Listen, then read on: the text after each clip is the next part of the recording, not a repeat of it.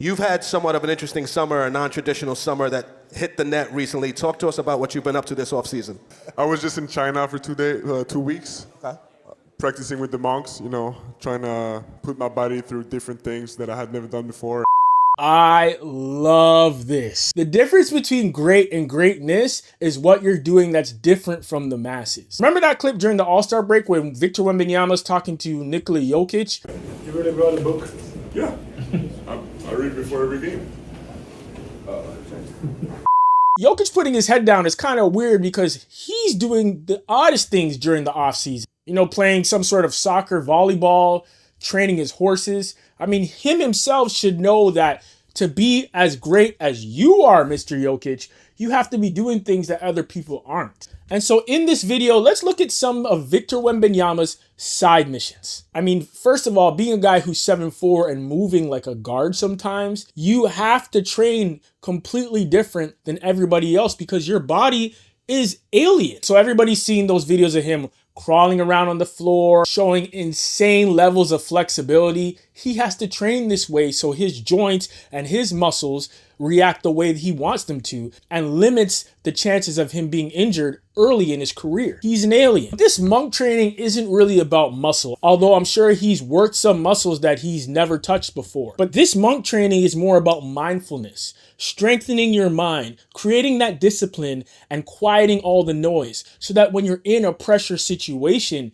you are able to perform. Off-season for me is when you separate from the others, when all the work goes unnoticed and it's your chance to do things others don't. Being comfortable, being uncomfortable. I remember hearing about meditation back in the day, like most people, and doing it a little bit, but not really taking it that seriously. Until I heard this little snippet from Kobe Bryant. I meditate every day.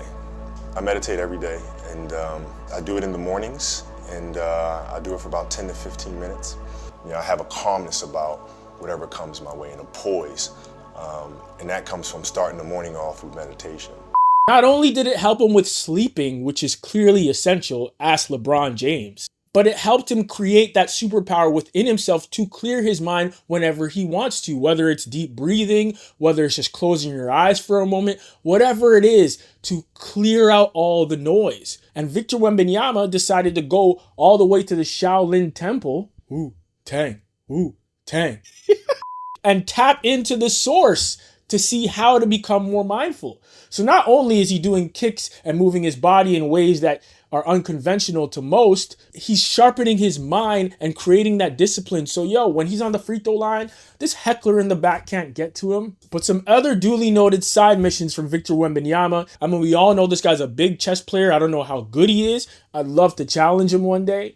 But there's other players that play chess a lot because they know that sharpens that mind. It helps you identify attacks and strategies while they're playing out in real time, make quick decisions, and it helps you concentrate and focus.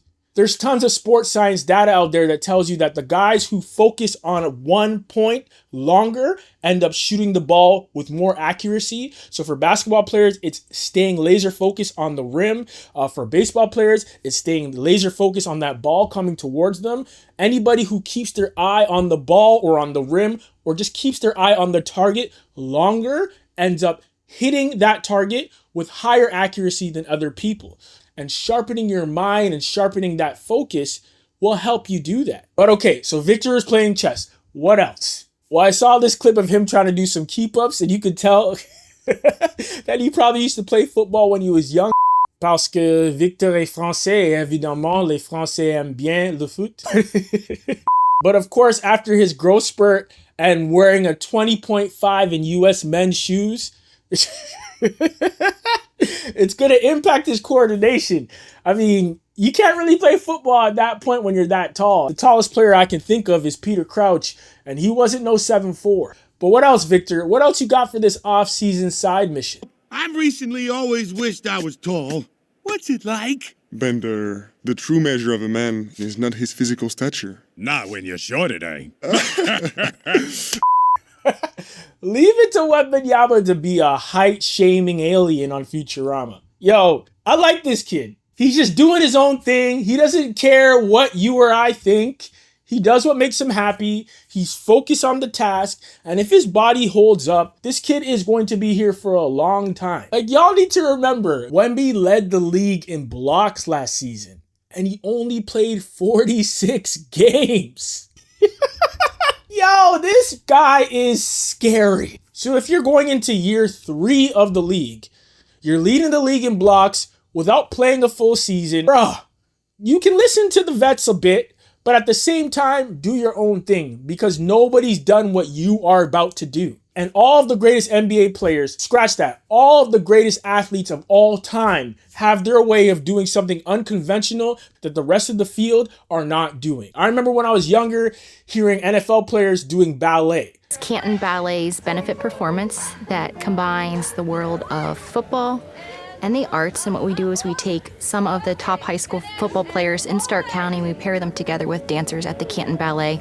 Why are they doing ballet? Come to find out is because it keeps them more nimble. When you're bigger in size, if you're able to maneuver better, you have an advantage. Now we're here in 2025. We have players like Wembanyama. We have bigs like Joel Embiid, Nikola Jokic. Unconventional. But you only get this type of talent if you train a different way. One of my favorite guards of all time, Kyrie Irving, was raised writing with both hands, left and right. So when it came time to play with a basketball, of course his layup package is just as strong on both sides. I made a video about this before, but there's a famous clip of Dirk Nowitzki talking about how his coach would make them do fencing. We tried all sorts of other different sports to see, hey, what training can we steal from them? What's good for, what could work for us? This club made me a whole fencing suit, and I got to fence. And what's so good about fencing is they're attacking, but while they attack, they also always play defense. And fencing is sword fighting. So a lot of people might not understand the correlation, but this guy was just always thinking about, what can I do to give myself an edge in the sport that I love? And there's all these other disciplines and all these other tactics that other sports use that you don't realize would be beneficial for you in the sport that you play. Anyways, I love Victor Wembanyama's off-season side quest, and I just hope he continues doing these weird and unconventional things because it's going to benefit him on the court and benefit him in his career. But y'all let me know what y'all think in the comments below. What do y'all think about Victor Wembanyama? You think he's going to be a beast this season? You think all these side missions are just a distraction? Or you think it's really going to help him be elite in this year NBA? Let me know what y'all think in the comments below. Please like and subscribe. And until next time.